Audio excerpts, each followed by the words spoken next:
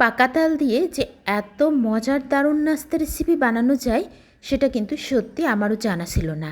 এই রেসিপিটা যদি আপনারা বাসাতে একবার ট্রাই করেন, পাকা তাল দিয়ে অন্য কোনো রেসিপির কথা একেবারে ভুলে যাবেন। হ্যালো এভরিওয়ান, আসসালামু আলাইকুম। সম্পাস আই ফুড চ্যানেলে আপনাদের সবাইকে ওয়েলকাম। রেসিপিটা বানানোর জন্য প্রথমে আমি নিয়ে নিয়েছি হাফ কাপ পরিমাণ তালের রস, 100 চামচ পরিমাণ চিনি, দিয়ে নিচ্ছি স্বাদ মতো লবণ। এখন সবগুলো উপকরণকে আমি চামচ দিয়ে খুব ভালোভাবে মেশাতে থাকব। আপনারা যারা যারা আমার ভিডিওটা দেখতেছেন কিন্তু এখনও লাইক দেন নাই, আমার ভিডিওর কোনো অংশ যদি ভালো লেগে যায় অবশ্যই একটা লাইক দিয়ে দেবেন, কারণ আপনাদের একটা লাইক আমার এই ভিডিওটা শেয়ারের জন্য কাজ করবে। যারা যারা চ্যানেলটি সাবস্ক্রাইব করেছেন সবাইকে অসংখ্য অসংখ্য ধন্যবাদ। এই পর্যায়ে আমি দিয়ে নিচ্ছি 1 কাপ পরিমাণ আতপ চাউলের গুঁড়া। এটা শুকনা আতপ চাউলের গুঁড়া। চামচ দিয়ে আমি আতপ চাউলের গুঁড়াটা এই তালের জুসের সাথে খুব ভালোভাবে মেশাতে থাকবো। আর যারা যারা আমার চ্যানেলটি সাবস্ক্রাইব করেন নাই, আমার রেসিপির কোনো অংশ যদি ভালো লেগে থাকে অবশ্যই আমার চ্যানেলটি সাবস্ক্রাইব করে আমার পাশেই থেকে যেতে পারেন। আশা করি আপনাদের কাছে এই তালের রেসিপিটা অনেক বেশি ভালো লাগবে। অল্প অল্প করে পানি দিয়ে আমি ব্যাটারটা রেডি করে নেব। আর এই রেসিপিটা বানানো যেমনটা সহজ, খেতে কিন্তু ততটাই টেস্টি। যে কোনো ব্যাটার তৈরির সময় যদি অল্প অল্প করে পানি দিয়ে ব্যাটারটা বানানো যায়, ব্যাটারটা কিন্তু একেবারে পারফেক্ট হয় আর অনেক বেশি সফট হয়। এখন যেহেতু পাকাতালের সিজন, পাকাতালের সিজনে কিন্তু আমরা পাকাতাল দিয়ে অনেক রকম পিঠা রেসিপি বানিয়ে থাকি। আপনি যদি একবার এই সহজ নাস্তা রেসিপিটা ট্রাই করেন তাহলে বুঝতে পারবেন যে কতটা টেস্টি হয়।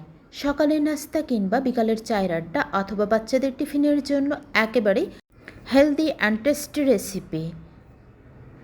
আমি এভাবে করে একটা ব্যাটার তৈরি করে নিলাম। আর এই ব্যাটার তৈরির কাজ কিন্তু এখনও শেষ হয়ে যায়নি, একটা টিপস বাকি আছে, আশা করি সাথেই থাকবেন। এখানে আমি একটা ডিম ভেঙে নিয়েছি। এই ডিমটাকে চামচ দিয়ে খুব ভালোভাবে ফেটিয়ে নেব।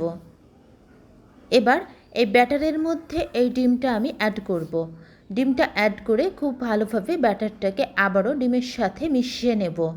এই রেসিপিটা বানানোর জন্য কিন্তু ডিমটা মাস্ট দেওয়াই লাগবে। ডিমটা না দিলে রেসিপিটা পারফেক্ট হবে না। হ্যান্ড উইক্স দিয়ে আমি একটু মিশিয়ে নিলাম। ব্যাটারের কনসিস্টেন্সিটা কেমন হয়েছে দেখে কিন্তু বুঝতে পারতেছেন। একটু গাঢ় হয়েছিল তাই আর একটু পানি দিয়ে নিলাম। ফাইনালি আমার ব্যাটারটা রেডি হয়ে গেছে।